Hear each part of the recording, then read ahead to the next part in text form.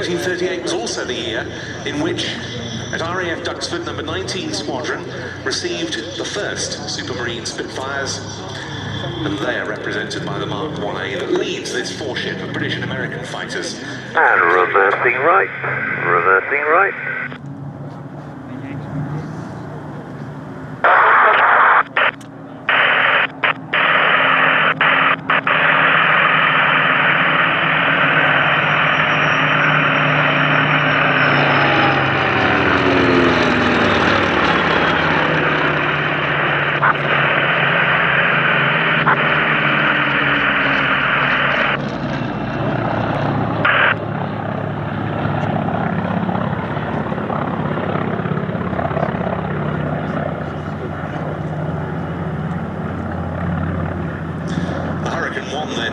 Breaking off,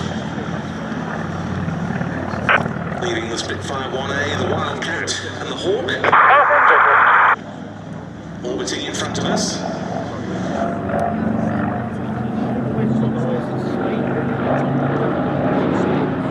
Reversing left, reversing left.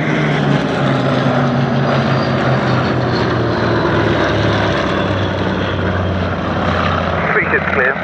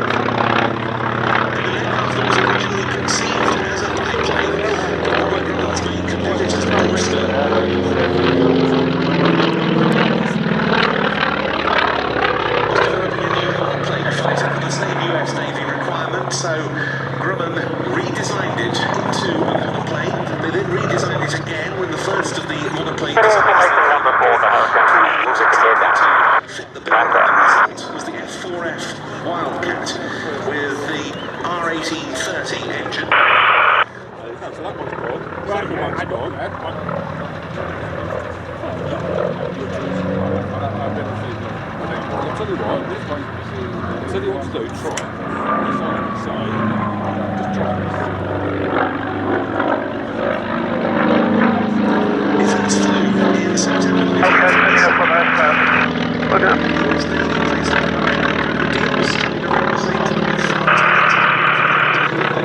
in September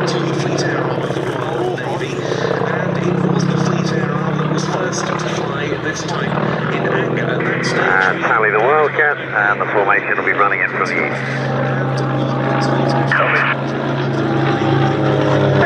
180 degrees, 9 knots. And on this class 2, you're on your own.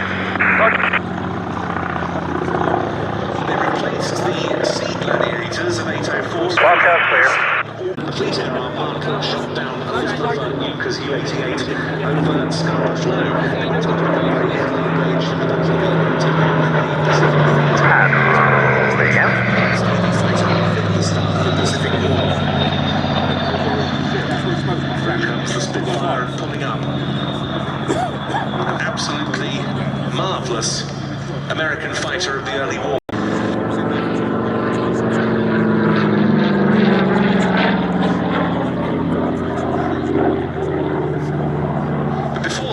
This aircraft had already proved its worth with experience, and this is a genuine ex-French Armée de l'Air. 170 degrees, 9 knots. During the Battle of France, it was the French Air Force's standard fighter. And Hawk, the last pass,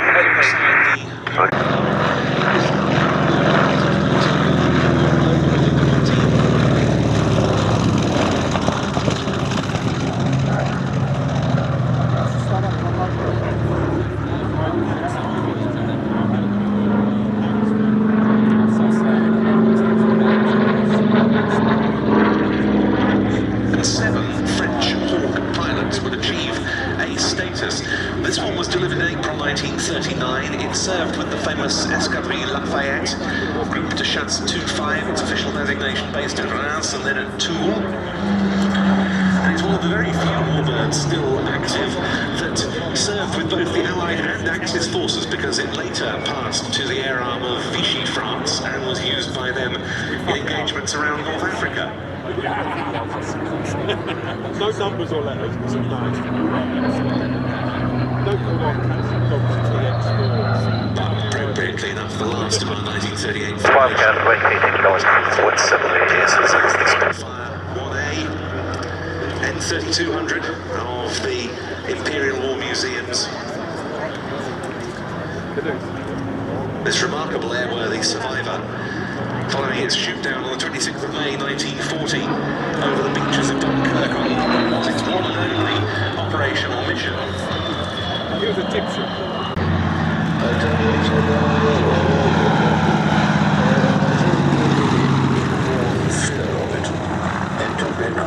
To get over that.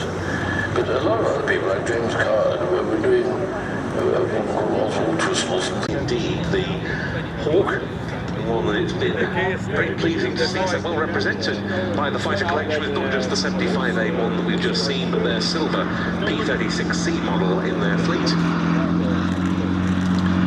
And in over the threshold, as it so singularly failed to do on the 26th of May 1940 when it was shot down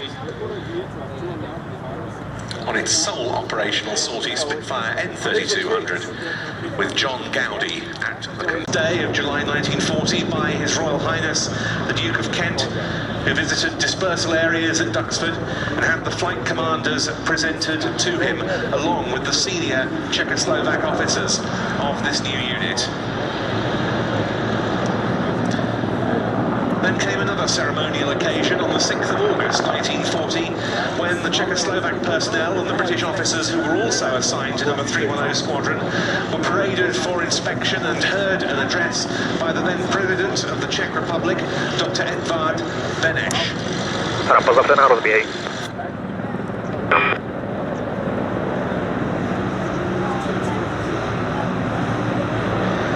The first patrol by the newly formed unit took place from Duxford on the 18th of August 1940 at 26 that evening. A large number of German aircraft were engaged in bombing objectives in the area of the Thames estuary. The squadron was ordered off to patrol the area around North Weald, and in below the cloud base. They landed back, having not sighted the enemy, but their time would soon come. Number 310 Squadron, the first of the Czechoslovak manned units to form as part of RAF Fighter Command. Number 312 Squadron was the second. It formed up again here at Duxford with Hurricanes on the 29th of August 1940. And both being a significant part of operations during the weeks that followed. Not since World War II have representatives of the Czech Air Force been back to Duxford. That has all changed at this Battle of Britain Airshow. We see representatives of that air arm on display here for the first time now. And two mighty pieces of horse packed here from the Czech Air Force. The middle I-35.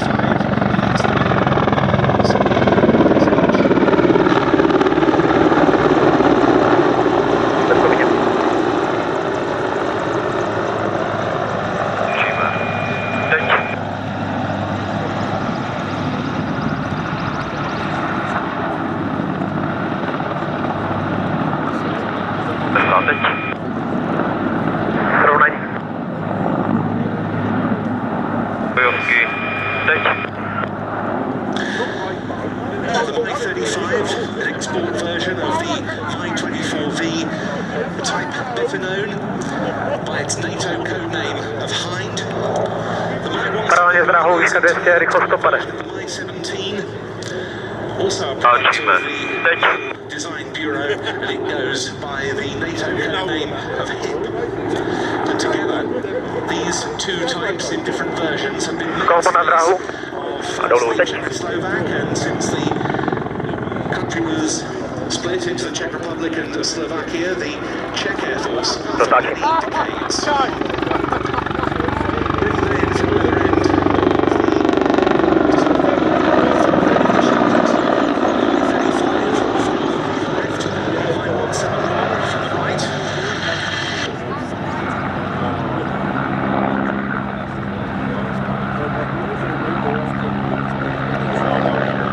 over up.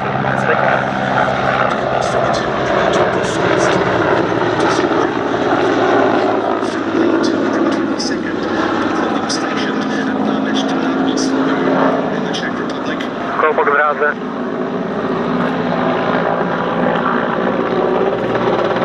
Tutaj ma.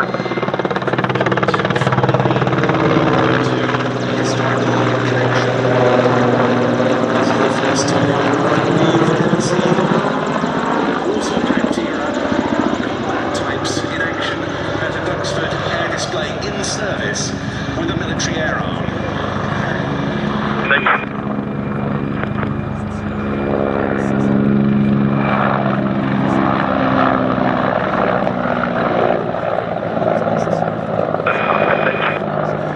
And this is a really innovative, spirited two-ship display of these two different types, but which very much operate within the Czech Air Force, particularly in the event of being required to perform the combat search and rescue role.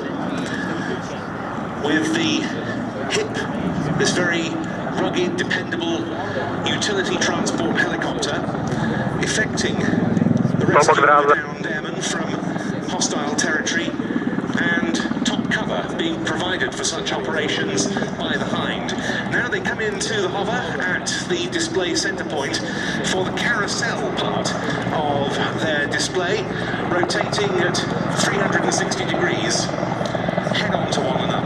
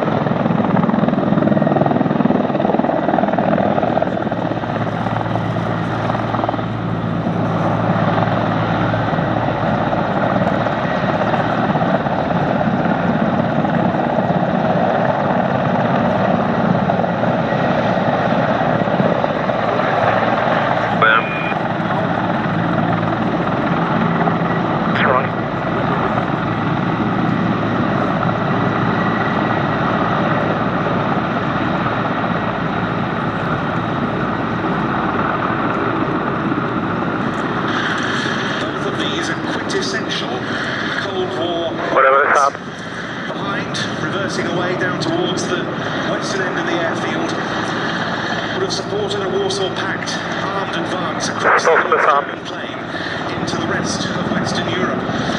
Had the Cold War turned hotter than thankfully it ever became, there would have been the sort of transport role by the HIP, and as the HIP rotates display centre, we see the crew flying the Union flag from the open rear loading ramp. In that sense, to you.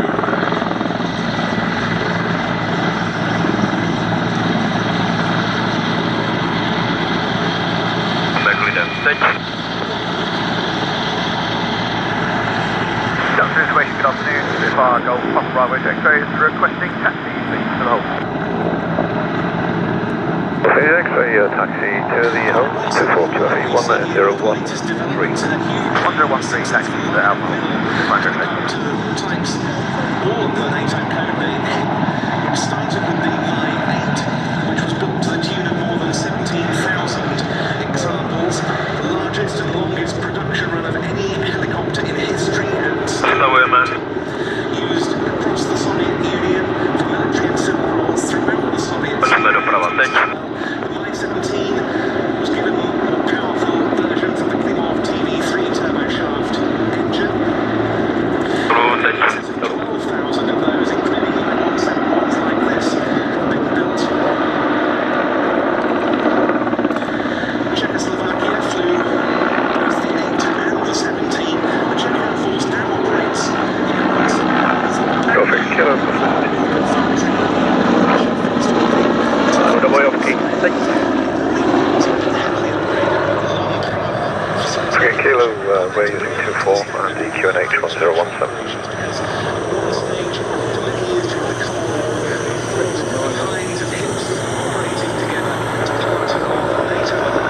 Finale.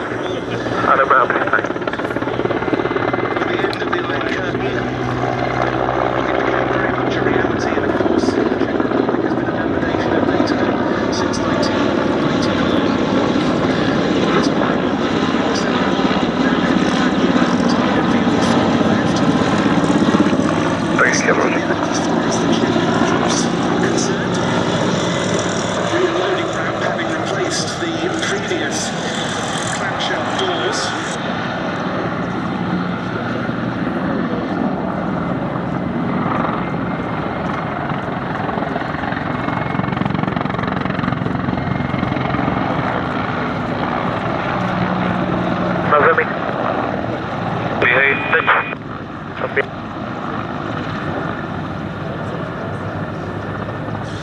There's the hip lifting off again after that touch and go landing.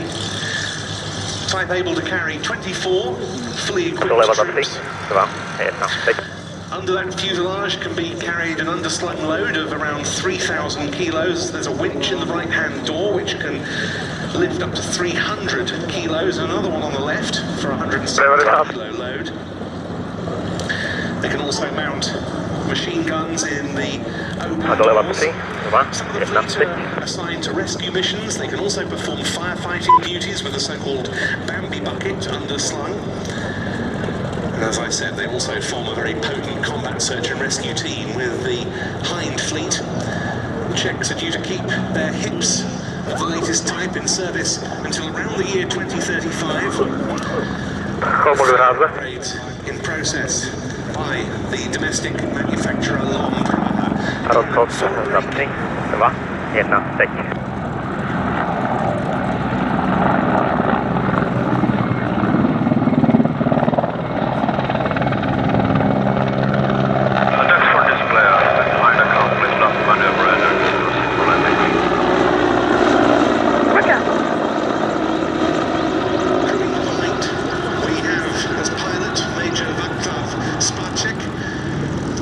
With co-pilot Captain Martin Mienzel and flight engineer warrant officer Jan Suchanek.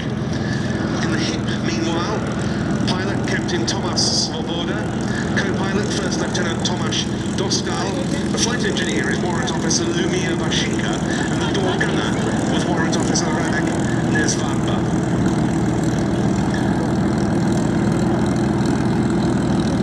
We'll be seeing the Hind in action again as a solo act towards the end of today's display, but now the two coming in for landing. And really some historic moments over IWM and Duxford. I wanted to see these two shapes over this skyline for so many years, and I'm delighted that it's finally proved possible this year.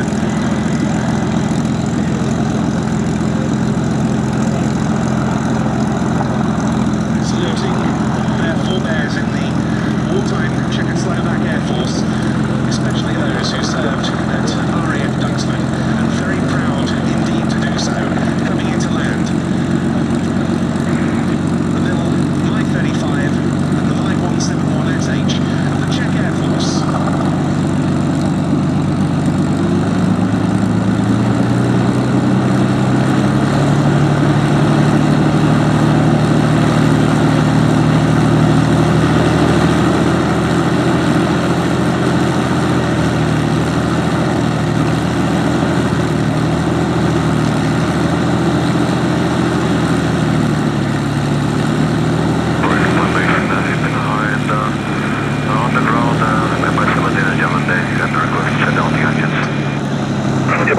Roger, yeah, brilliant display. Thank you very much indeed. It's closed now.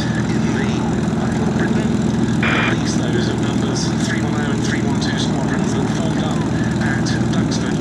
Of those, 312 would link in here for only... Big Fighter X-ray is on Duxford at the outer hall. Only between August and September 1940. Number 310 squadron, however, would stay until June of 1941. And incidentally, just to the left of the control tower is a Spitfire that very tangibly links past the present Block 5C of the Shuttleworth collection. It appears in the markings Duxford display, Spitfire direct delay. Sorry, up behind, helicopter's already landed. We're a bit ahead of schedule. Spitfire, India X-ray 8M, they're down. Rates are still running, but they're down, and we are a bit ahead. But when you're ready, the surface wind's 170 degrees, 9 knots. Thanks, Billy. Do you want me to extend my display to fill the extra time? You can have 2 or 3 minutes. Lovely, thank you. I'll extend it by 2 or 3 minutes. Taxiing out.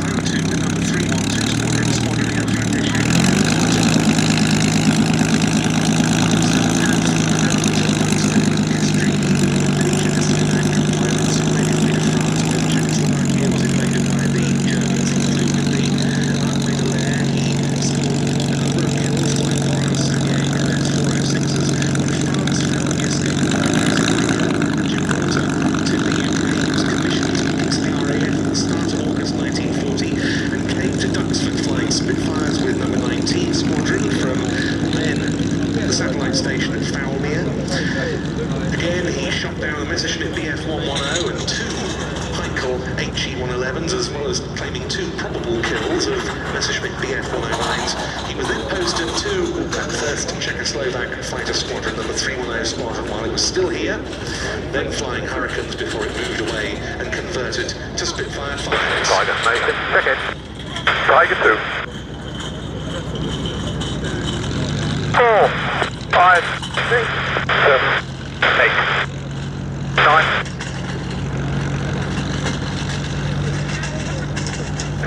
Cat Corton, you on? Cat, yeah. Okay, Nimrod scrub, so... that's good.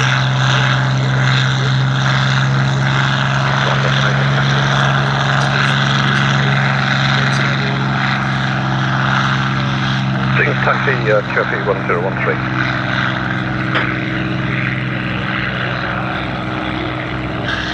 Therefore, all the more surprising to have the Czech Air Force with us at the same time as Shuttleworth have bought their Spitfire 5 AR501 with all of that tremendous Second World War Czechoslovak history.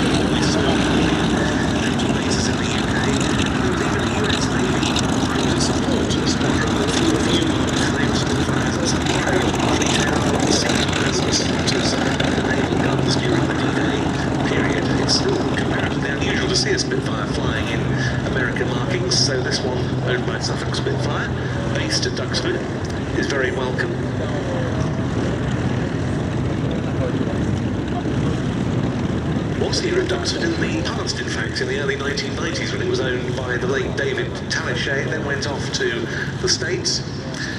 Suffered an accident there. Final land on the hard with the gear down. UK and rebuilt by the Surface wind 180 degrees, 8, maximum 1 knots. again in September. The Spitfire Company have only quite note about the continuation of the flying programme later on. We are, I'm afraid, not going to be seeing the Hawk and Nimrod in today's display either.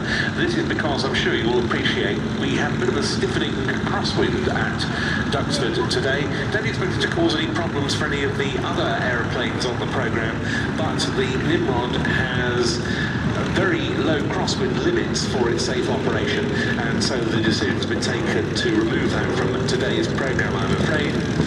But I'm sure you'll appreciate the reason why, as George Hay brings in the Spitfire 16. US formation lining up on. Been flying that aeroplane very regularly out of Duxford this summer. A relatively new pilot as far as the display scene is concerned, but very nice to welcome him to this Battle of Britain Airshow flying programme, and very nice indeed also to welcome to the commentary box Tim Roberts, who is here to talk you through the item we've got coming up. Tim.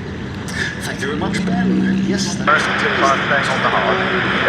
for the display team, which is the only 9-aircraft formation display team in the country. There used to be another one, but they're down to 7 this season. We fly much noisier red aircraft. We fly these delightful 1930s and 40s Hubbard DH-82A Tigers. Normally, I'll go out quickly.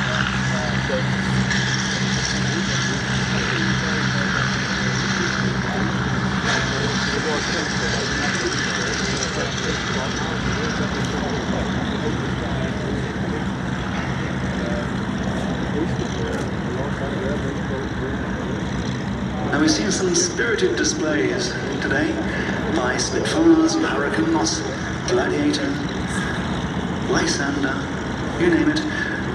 No matter what the British and Commonwealth pilots flew, they'd have had to been trained in the first place. And the vast majority of them did their initial training on this aircraft. It was the key primary trainer for British and Commonwealth pilots in the late 30s, and especially during the Second World War. 8,600 of these aircraft, and amazingly, 1,000 are still in existence, of which 650 globally are still in flying condition.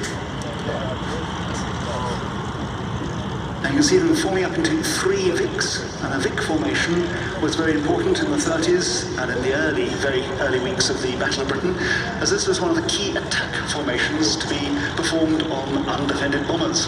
So you can concentrate all your guns from all the aircraft onto one. But as been mentioned earlier, this is actually a poor tactic if you have fighters around, because your wingmen, diagonally left and right of the leader, concentrate on keeping formation. They become what the Germans referred to as kalte Fleischer, literally cold meat, but it means sitting ducks. And so they reverted back to a German tactic of a finger four, 2 pairs, leader and wingman each. Here they come through in Vic formation.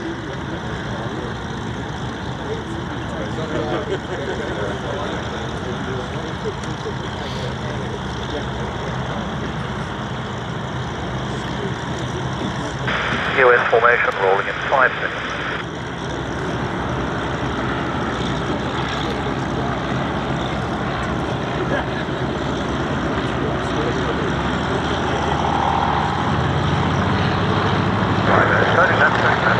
Looking fast.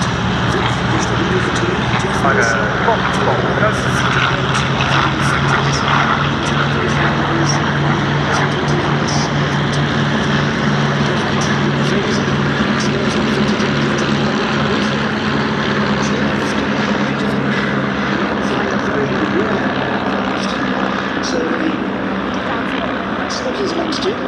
This is worth taking note of, it's a camouflage.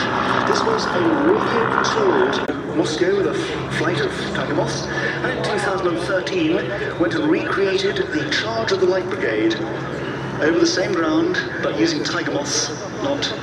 Running in. Look to your left, coming in from left to right in box formation. worth a photo.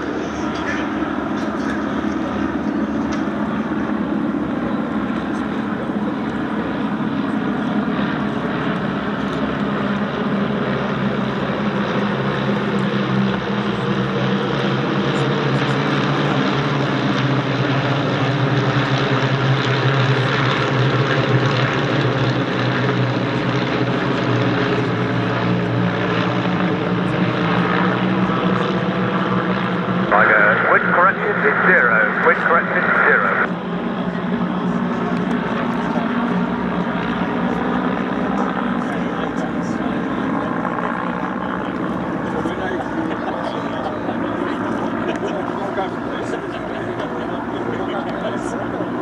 Turning left, turning left. They make it look easy, but in fact it's very hard to hold station in such lightly lifted swept wings, which have been achieved by moving the centre forward and therefore the wingtips back in order to give the instructor, who sit in the front seat, a better chance of getting up the parachute.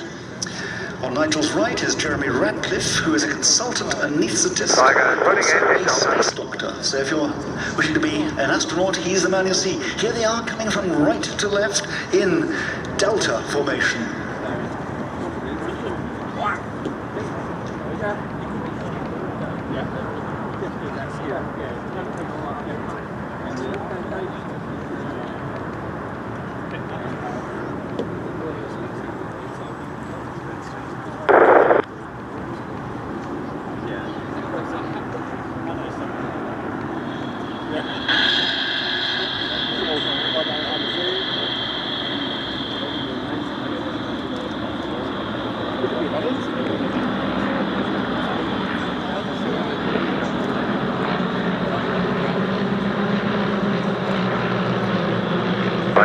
Turning left.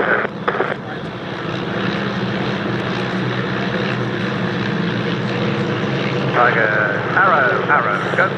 Final member of the team, Adam Clark, former Royal Air Force Volunteer Reserve Flight Lieutenant, expert in vintage gliders, and a fireman today by day. Now he's flying a distinctive yellow aircraft with RAF roundels on it, and this was the colours that the aircraft would have worn in its early days in the 30s. Training yellow goes and promotes the maintenance and running of these wonderful vintage machines.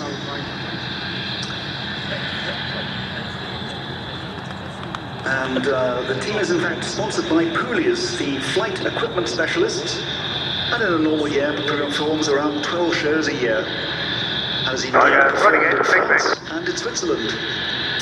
Now you can see running in from left to right, the team are coming into big Vic formation, so like the Vic we saw before, but involving the whole team.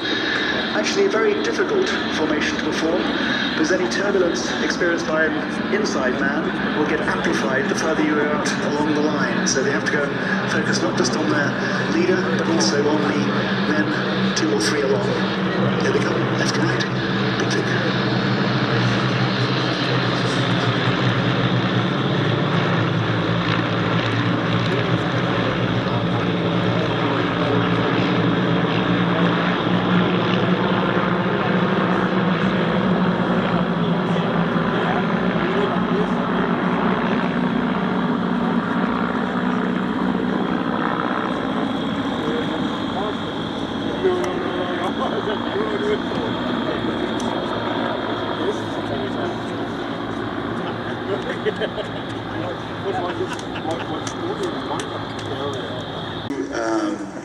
Switzerland, it actually involved 6 flights to get there and 6 flights to get back. Running in for the bottom That's a couple of years back.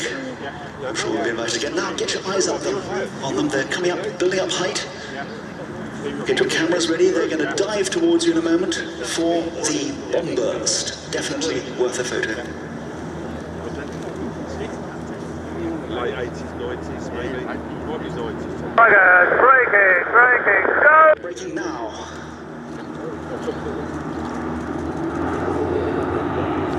Now Nigel Lemon, the off major, doing a half cuminate.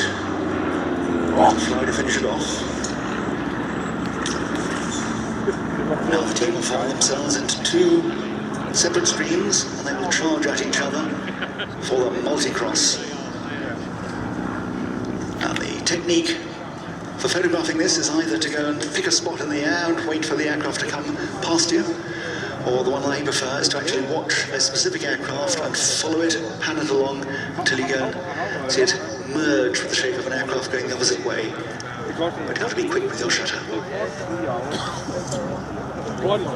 And with the outbreak of war, de Havilland went and concentrated on more serious aircraft such as the Mosquito, or indeed the Vampire that we saw later. And so the production of Tiger Moths in the UK went to Morris Motors, the car manufacturer of Cowley near Oxford, and they made 3,400 of these aircraft.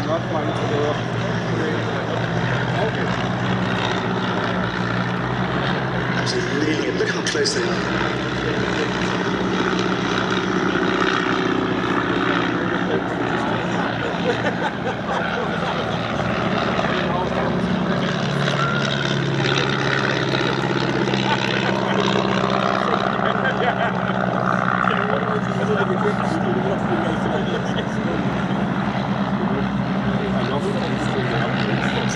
And now the team will form themselves up into one long line for a fly past. And if you enjoyed this, please give them a wave, because although they won't be able to hear any clapping, they will be able to see arms waving. If they spot you, they will wave back. And you join us at the Duxford handicap chase as the runners and riders come into view. And they're into the last furlong. It's going to be a flying finish. In the lead, it's Easy Tiger. Easy Tiger, the 2-to-1 favourite.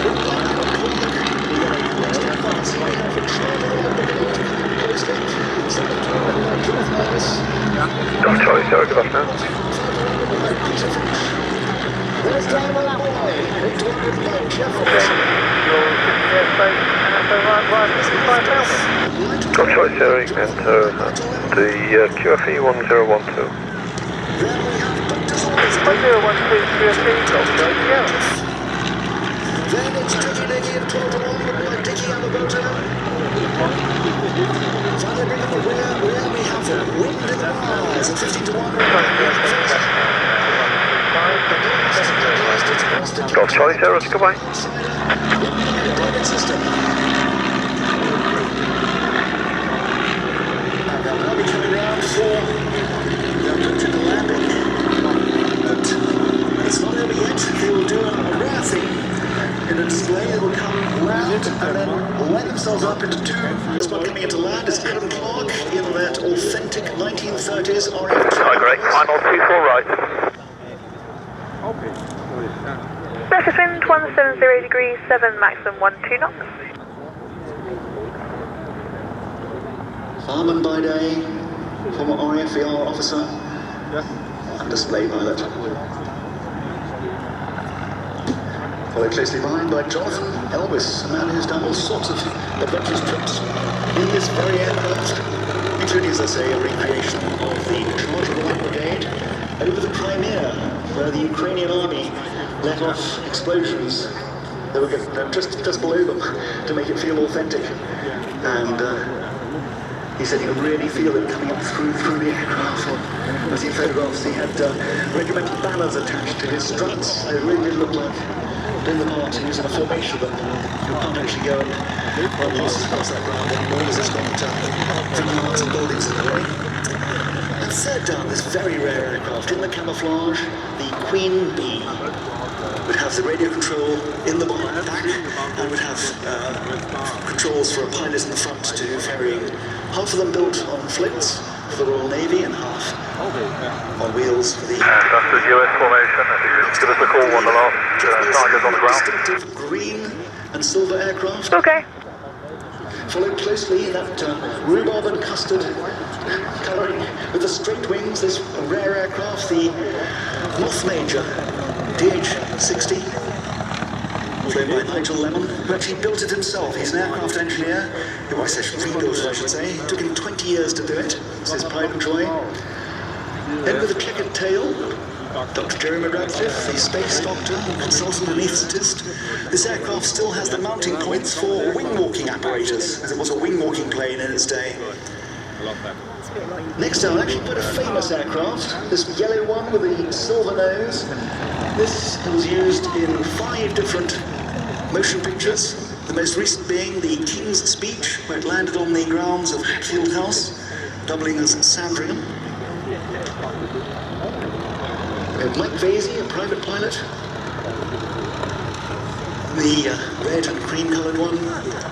And finally, David's sister, this blue aircraft, the very aircraft he flew solo, unassisted, to Australia. The inverted gull wing configuration was seen as the best option.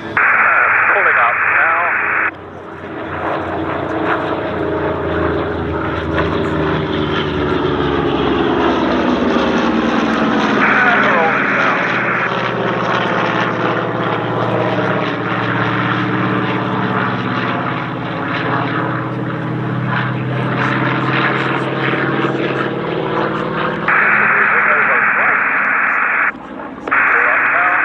One of the great fighters of the Pacific